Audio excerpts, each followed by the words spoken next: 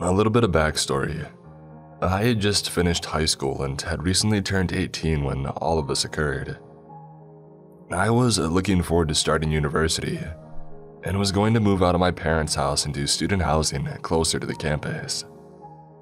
As a result, I started looking for a job closer to my residence.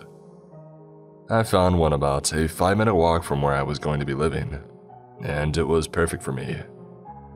I was to be a barista in a tiny little coffee kiosk on one of the coolest streets in the city. This street was sort of known for prostitution and drugs, but it was also super popular as it hosted some of the most interesting events and also contained some of the nicest thrift stores in the city. What was even more ideal about my new job was the fact that I worked right across the road from my best friend. Let's call her Phoebe. At the time, Phoebe was in love with her job. She was actively being given more responsibilities and she was being promised the world by her employers. Many of these promises turned out to be false at the time, but that's another story. During one of her shifts, Phoebe was approached by a man who had seemingly become a regular at the place that she was working. We'll call him Richard. He told her that if she ever wanted to leave her job, he had just become the manager of a new restaurant a little ways down the road. Phoebe kindly denied his offer. He approached her several more times with this same offer before she recommended him our other close friend. We can call her Mia. Mia was hesitant to take the position at first because she had a passionate hatred for hospitality and greatly prefers retail, but she did need the extra money at the time and she took the job. The day that Mia was signing her contract, Phoebe and I both finished work early around 4. So we told Mia that we would meet her at her new job once we had finished, and then we would go and do something after. Phoebe and I went to the cake shop next door and sat outside her work while we waited for Mia. When they finished, Richard followed Mia outside to come say hi to Phoebe. The girls introduced him to me and a conversation ensued. He seemed like a friendly guy, if not a little bit awkward. He was late 30s, early 40s, bird-like in appearance, quite short, balding, larger in size, and he seemed very greasy. As the conversation continued, I began to tease Mia a little bit as friends do. I saw no harm in it, as she was one of my best friends and she had made a similar joke at my expense prior to this interaction. Richard's demeanor suddenly seemed to switch. He became somewhat catty in defense of Mia. He retorted back that if I was going to be mean to his staff, that he would bar me from every store in the street that we worked on. This seemed ridiculous, but he claimed to be friends with the security guard that worked in the street. I actually was friends with this man, and when I asked him about it, he told me that he had never heard of Richard before. Richard said these things to me as though he was joking, but he was so persistent about it that I got incredibly uncomfortable and I wanted to cry. It was from this interaction that he nicknamed me Trouble. I also feel it needs to be noted that he didn't scold Mia or Phoebe at all for the same behavior. Phoebe sensed my discomfort and told me that we had to leave as we had plans.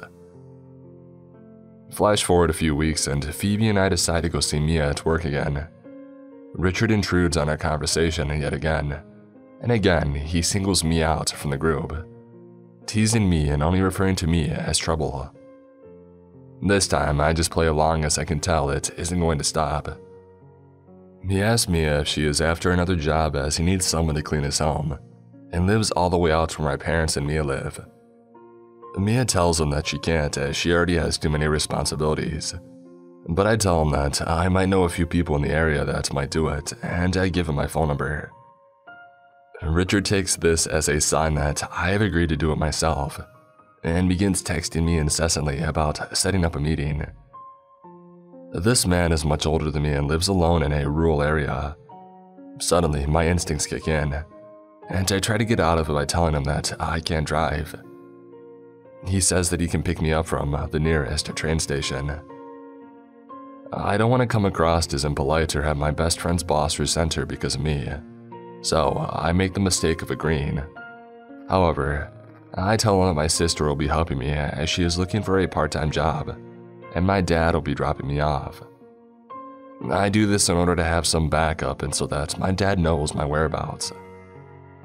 Richard goes on to complain about how I don't trust him and claims that his house is very small, and the $100 that he's going to pay me won't be enough to split with my sister.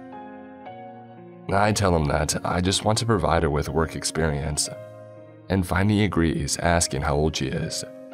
My sister is 17. Richard and I finally find a time that I am not working to schedule a meeting. This meeting is held at his place of work, and I feel a lot more comfortable sitting in the main restaurant surrounded by people, as I thought he was going to hold a meeting in an office. We begin talking about the responsibilities of the job.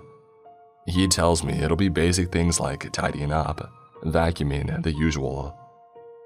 I agree, and he then goes to tell me that he will also be expecting me to do his laundry. I think this is a bit odd, as he's only paying a small amount for such a large job. He assures me his house is small and not that messy, but continuously claims it just needs a woman's touch.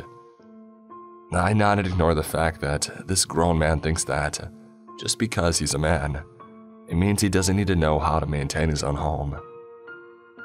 Now, this is where things start to get creepy. Near the end of the meeting, he asks me again how old my sister is, and when I say 17, his face drops. He then starts telling me about how he previously posted this ad on Craigslist, and this 60-year-old woman replied offering to do it in her lingerie.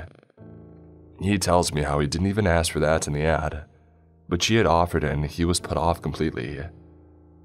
He then proceeds to tell me that he would be willing to pay more to someone between the ages of 18 and 30 if they were willing to do that, but he would never request that because he's not a pervert.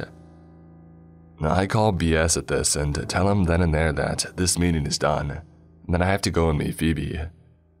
He asked me if he had made me uncomfortable. Well, yeah, you did, but I say no on that. I'll get back to him. This strange man, who I have only met 3 times, then attempts to hug me, but I ignore it and awkwardly wave goodbye from less than 3 feet away. I boost it down the street to Phoebe's work and tell her the whole story. She tells me that I can't do it, and I tell her I know, but I don't know how to tell him that without risking my own safety or me his job.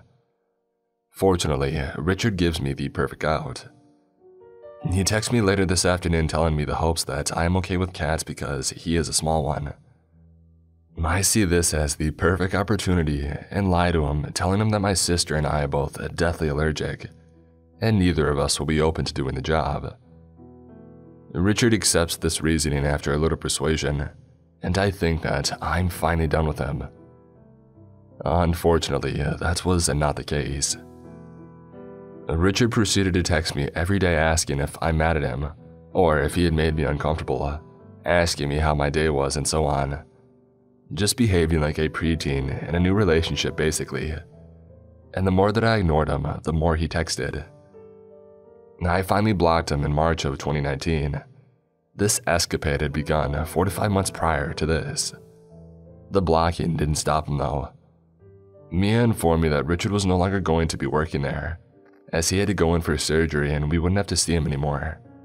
You see, Richard hadn't only been harassing me, but Mia and Phoebe too, just to a lesser extent. One Saturday morning while I was working, setting up at around 7:45, Richard showed up at my work. The divider was down as we were closed, though he came and stood in the doorway, the only exit that I had available to me at the time. He started asking me why I was ignoring him and telling me about his surgery. I told him that he wasn't allowed to stand there as it was a fire exit, but he didn't budge. Fortunately, my boss showed up shortly after and told Richard that he was going to phone the security if he didn't move. My boss was kind of an ass on most days, but holy crap, was I grateful for him that morning. Roughly a month after that experience, I thought Richard was gone from my life. I was living in my new apartment. Mia was around all the time and loved her job without Richard there. Things were going well for us. One morning after a night of drinking, me and the flatmates became peckish. I decided to order us some greasy food on a food delivery app. Lo and behold, guess who our delivery driver is? Yeah, Richard. I turn to my boyfriend at the time and tell him that he has to go collect the food. He doesn't understand, but me assures him that it's important. He agrees and goes out to collect it.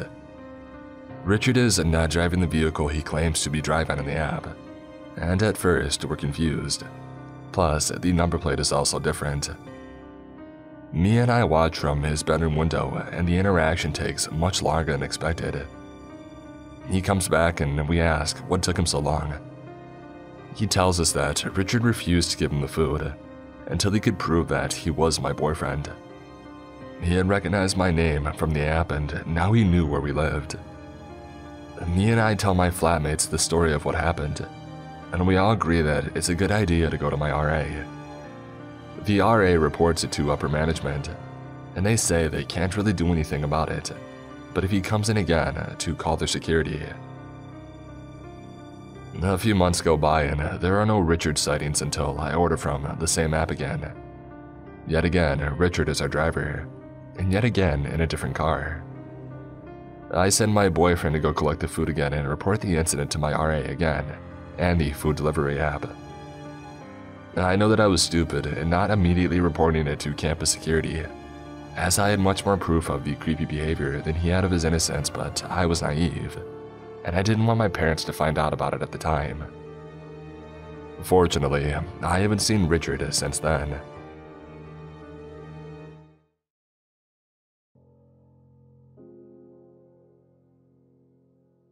This is the scariest thing that has ever happened to me, and what makes it worse is that, had things gone down differently, I might not have been here to tell the story. Okay, first things first. I'm a girl about 5'7" and around 130 pounds. This happened to me about 3 years ago, when I was in my early 20s and still a student living in a very safe area. Growing up, I had loved martial arts, and having grown up in a small rural town, I would take what I could get. Karate, fine. Judo, sure. Kung Fu, why not? Taekwondo, sign me up. I loved martial arts and I still do, because they help me discipline my body and mind, and grow my confidence. It had been a few years since I had moved out to my country's capital to study, and I had kind of fallen off the martial arts wagon at that point, with college taking up most of my time. I should also mention that at the time I lived with my younger brother and our cat. We lived on the first floor, the second floor for all my American people, right next to a military camp in a patch of forest which leads to a creek. On our back balcony, there was a circular metal ladder that would lead up to our balcony, and the kitchen door, which of course we always kept under lock and key. Except for when my cat wanted to go out. Then we would unlock the door, and he would go down the outdoor metal stairs to find his cat friends and play. I commuted to my college every day by walking 30 minutes to a bus stop, and then riding the bus for an hour and then walking another 10 minutes until I made it to campus. And when it was time to go home, I would have to do the same thing all over again. So, as you can imagine, it was very tiring. I would be out of the house every day from 10 in the morning until almost 10 at night, so when I had come home, I'd be knackered. I don't believe in premonitions much, but I do believe in instinct, and for quite a while, I felt like something was up with that patch of forest behind our apartment.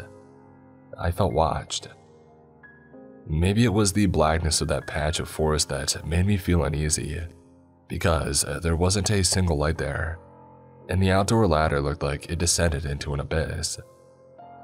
You could take 3 steps into that patch of forest and you would be under complete cover of darkness. It made me feel weird, because even though I couldn't see anything, I knew that something was up. I had no proof, but I knew it. I was in class one Wednesday afternoon with my best friend at the time, and a professor came in to pitch an internship to us. Internships aren't very well known in my country, so professors actually have to argue their case about why, as students, we could benefit from this. My best friend, I'll call her Kay, was very interested. But when the professor listed off the requirements, She realized that she couldn't apply, as her GPA wasn't high enough. This led to Kay having a crying fit after the class was over, which led to a panic attack. And it got so bad that she called her boyfriend to come pick her up from campus. And since I didn't want to leave her alone, I stayed with her until her boyfriend showed up and got in his car with her. The conversation in the car was basically me and her boyfriend trying to console her and help cheer her up. I asked her if she would like me to go over to her place so we could all hang out, but she said that she was okay and didn't want to put me through the hassle of commuting home the next day. She lives a full hour away by car, so 2 hours away by public transport. So it was decided that they would drop me off at my house and they would go to theirs. When we get to my house around 7 p.m., a full 3 hours before I normally come home, I hug her, tell her to text me if she needs anything. I thank her boyfriend and get out of the car, glad that I'll be home early for a change. I went in through the main entrance, climbed up these stairs to the first floor and put my key in the lock. I opened the door and called out to my brother's name, like I always did, but I got no response. The house was dark except for one light in the room where the front door had opened to it, and it was eerily quiet.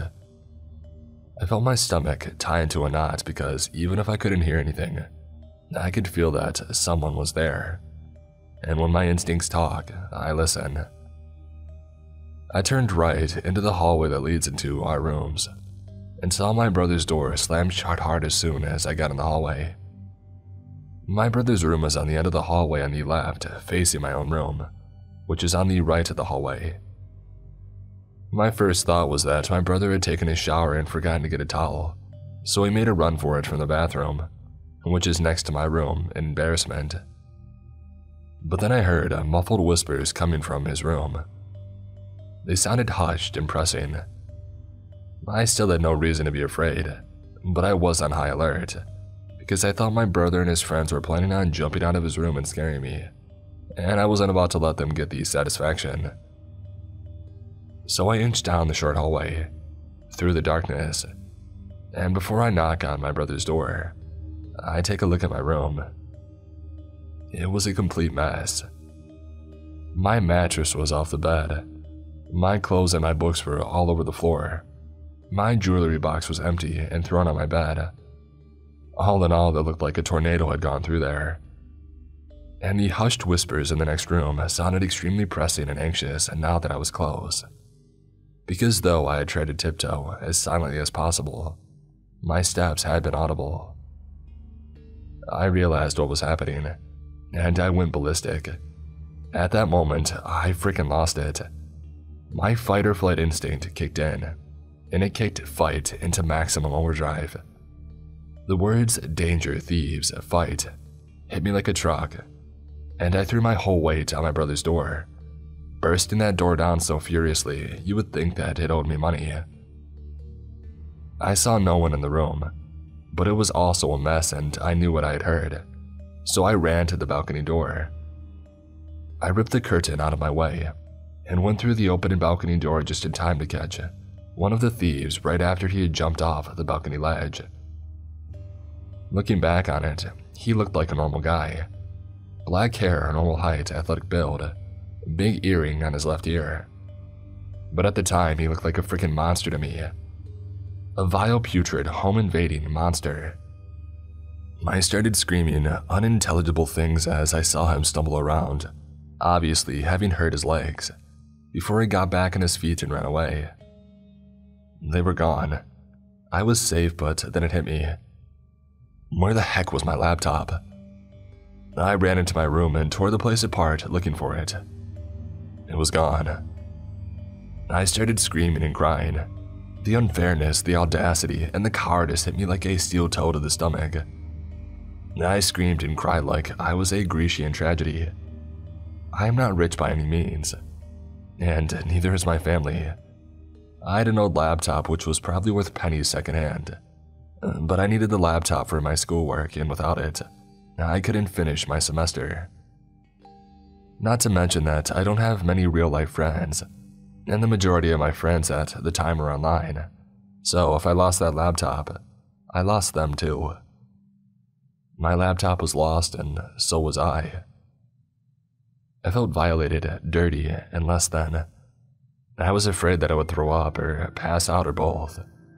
I was taking such rapid and deep panic breaths that my vision began to blur. In the most panicked and grief-stricken state I'd ever been in my life, tears streaming down my face. I called my mother to tell her what had happened, and she told me to call the police. It took me almost a full minute on the phone with the operator, telling her again and again where I lived, who I was, and what had happened, before she understood me and said that she would send someone over. A few days later, I was talking with my mother about the incident, and she told me something that hit me hard. I come from a pretty trilingual household, and she told me that when I called her that night, she couldn't make out what language I was speaking because I had been so panicked. It makes sense why I had to repeat myself over and over to the operator. I started running around the house like a lunatic, checking every door and every lock in a frenzy, until I got to the kitchen and saw that the window had been broken. Without thinking, I slammed it shut. Stupid, I know, but I was beside myself. I wasn't thinking straight. My brother came home a few minutes later, and when he came in, he saw me panicked, crying my eyes out, and speaking almost unintelligibly. He came to the bedrooms and he saw the damage, and told me to go sit in the living room and calm down. I did as he said, and I tried to calm down, but I jumped at every sound, and started crying worse, telling him that I was sorry that I got home too late, that our laptops were gone.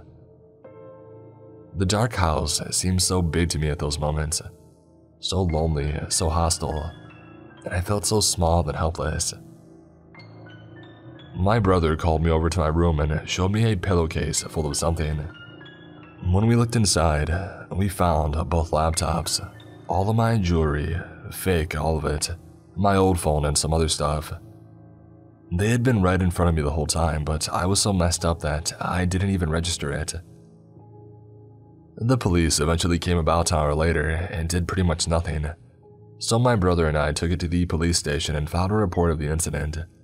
And since I had seen half of one of the culprits' faces, they asked me to come in for an identification. They even sent over someone to dust for fingerprints. Nothing ever came of it. The police said that since they didn't even have a backpack to put the loot in, and resorted to using one of our pillowcases, they were almost 100% junkies.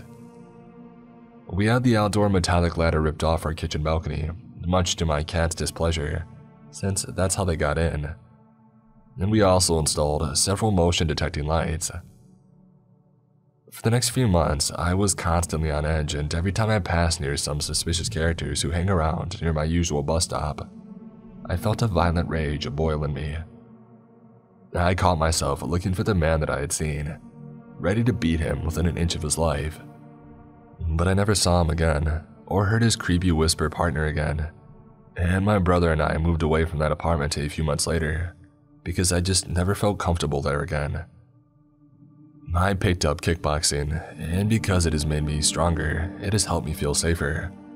And I also always carry a knife with me now. I still think back to that encounter and realize how stupid I was. What creeps me out the most is knowing that that night, there had been nothing but a thin plywood door separating me from two potentially dangerous men.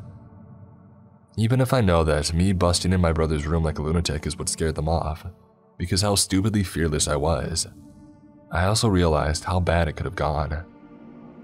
They could have had weapons, they could have had knives, they could have had pepper spray or a chain or whatever, and there were two of them and only one of me. And if they had ganged up on me, even with the adrenaline having turned me into Doom Guy, I don't know how much of a chance I realistically stood against two men, high on whatever they were on, and desperate enough to break into an apartment and stuff loot in a pillowcase. Had they been willing to put up a fight, this would have ended very, very bad for me. What I do know is that I probably still would have busted in there like Doom Guy.